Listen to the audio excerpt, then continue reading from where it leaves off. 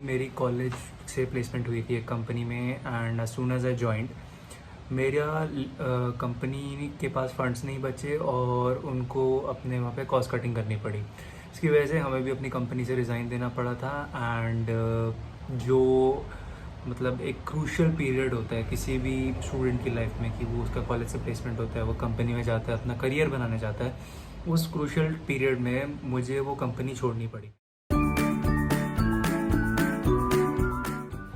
Hi guys, welcome to my YouTube channel. I am Akshat Sharma and I hope you are doing absolutely fine. ये मेरा पहला vlog है और मैं इस व्लॉग में आपको बताना चाहता हूँ कि कैसे मैंने अपने लाइफ का सबसे डिफ़िकल्ट फेज़ को मैंने फेस करा।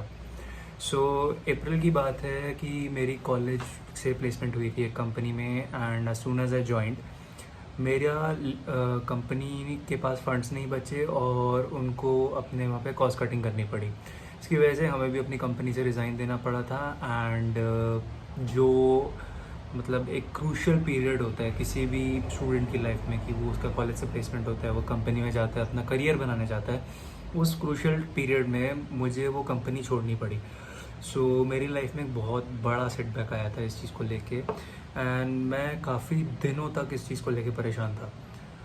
तो उसमें हुआ क्या कि मैंने कई जगह अप्लाई करा, उसके बाद मैं काफ़ी दिन तक परेशान रहा। मैंने इधर उधर फ़ोन करा, मैंने अपने कॉन्टैक्ट्स को रीच आउट करा, किसी के पास मेरी हेल्प करने का कोई मतलब कुछ बचा नहीं था।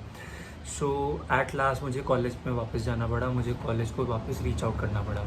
बट वहाँ जाने के बाद भी हम में से कुछ जो थे उनको फ़ायदा हुआ, मुझे इतना कुछ उससे प्रॉफिट नहीं मिला।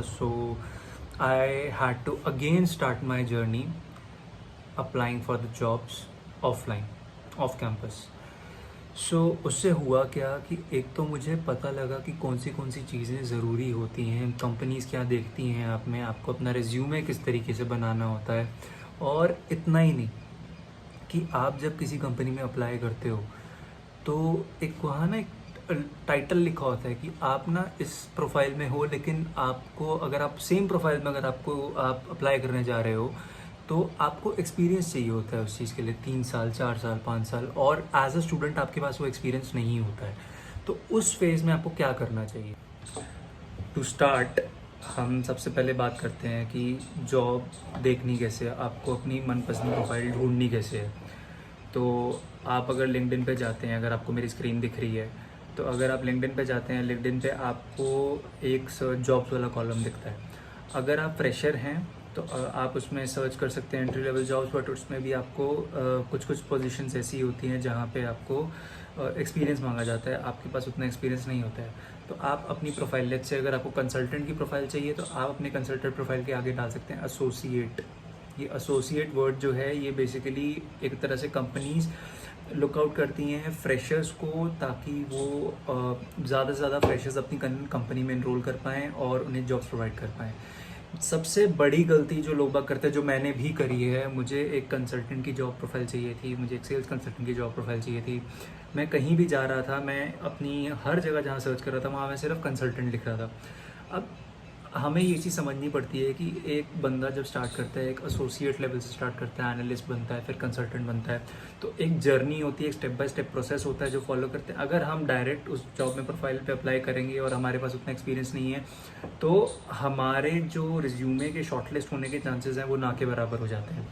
सबसे पहले हमें ध्यान ये रखना है कि लेट्स से अगर हम कंसल्टेंट के लिए प्रोफाइल के लिए अप्लाई कर रहे हैं तो हमें उस प्रोफाइल के नाम के आगे डालना है एसोसिएट वर्ड को। फिर बात करते हैं रिज्यूमे बनाने कैसे हैं। तो बहुत से लोग, और मैंने भी ये गलती करी हुई है, कि हमें एक सेट पैटर्न दे दिया जाता है जो हम बहुत टाइम से, अपने स्कूल टाइम से, कॉलेज टाइम से एक सेट पैटर्न फॉलो करते हुए आ रहे होते हैं। तो यूजुअली जो रिज्यूमे शॉर्टलिस्टिंग क्राइटेरिया होता है, आजकल तो बॉट्स आ गए हैं, आप अपना रिज्यूमे डालते हो किसी साइट पे, उन्होंने बॉट्स लगा रखे होते हैं, बॉट्स कुछ कीवर्ड्स चेक करता है उस रिज्यूमे में है या नहीं, और अगर होते हैं तो वो उसे सेलेक्ट कर लेता है, नहीं तो वो उसे साइडलाइन कर देता है। तो जब भी आप किसी जॉब में अप्लाई करते हैं तो आप सबसे पहले तो ये देखिए कंपनी को रिक्वायरमेंट क्या है, वो कौन सी स्किल उसकी रिक्वायरमेंट में है, तो क्या वो स्किल आपके रिज्यूमे में अवेलेबल है, नहीं है, और अगर नहीं है तो आपको अपना रिज्यूमे उसके हिसाब से मॉडिफाई करना है। जो भी आप जॉब अप्लाई करते हैं आपको अपना रिज्यूमे उस जॉब के रिक्वायरमेंट के हिसाब से मॉडिफाई करना पड़ता है। अब रिज्यूमे बनाए कैसे? तो बहुत सारी वेबसाइट्स ऐसी हैं। एक मैं वेबसाइट का नाम लूँगा kickresume.com। उस वेबसाइट से आप ये देख सकते हैं कि कौन सी कंपनी ने किस टाइप के रिज्यूमे एक्सेप्ट करे हैं और आपके रिज्यूमे में क्या फ्लॉज हैं, आपका रिज्यूमे स्कोर क्या है, आपको क्या क्या चेंजेस करने चाहिए, क्या नहीं करने चाहिए। आपको वहाँ पे कुछ पैटर्न्स भी मिलेंगे। नोवो रिज्यूमे करके भी एक साइट है जहाँ पे आप कुछ सिलेक्टेड पैटर्न्स के ऊपर अपना रिज्यूमे बना सकते हैं, यहाँ तक कि CV भी बना सकते हैं। और एक चीज़, हाँ, सबसे बड़ी प्रॉब्लम जो लोग बाग करते हैं, CV और रिज्यूमे के बीच का डिफरेंस। रिज्यूमे एक तरह का क्रिस्प फॉर्म होता है आपकी प्रोफाइल का जो आप किसी कंपनी को भेजते हो।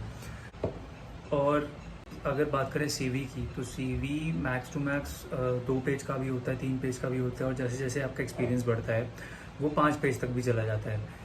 तो अगर आप फ्रेशर हैं तो आप कोशिश करिए कि आप CV ना बना के आप रिज्यूमे बनाएं, और अगर आप एक्सपीरियंस्ड हैं तो आप कोशिश करिए कि आप अपना एक CV, एक प्रॉपर फॉर्मेटेड CV आप कंपनीज को भेजें।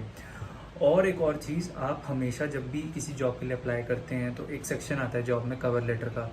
तो कवर लेटर एक तरह से बताता है कंपनीज को कि how you are willing to join the company and how you find this job useful for yourself. So एक वो चीज़ बहुत ज़्यादा मैटर करती है किसी भी कंपनी को, ये चीज़ पता करने में कि आप उस जॉब में कितने ज़्यादा इंटरेस्टेड हैं, आप कितने उस जॉब के लिए क्वालिफाइड हैं। क्वालिफाइड मैंने गलत वर्ड यूज़ कर दिया शायद, कि वो तो आपके रिज्यूमे से पता लग जाएगा, बट हाँ, एक आपका इंटरेस्ट पता लग जाता है अगर आप उसमें कवर लेटर ऐड कर देते हैं। सो आई होप आपको आज के ब्लॉग से कुछ चीज़ें समझ आई होंगी, और आई होप मैं आपकी कुछ चीज़ें एक जॉब से रिलेटेड मैं क्लियर कर पाया हूँगा।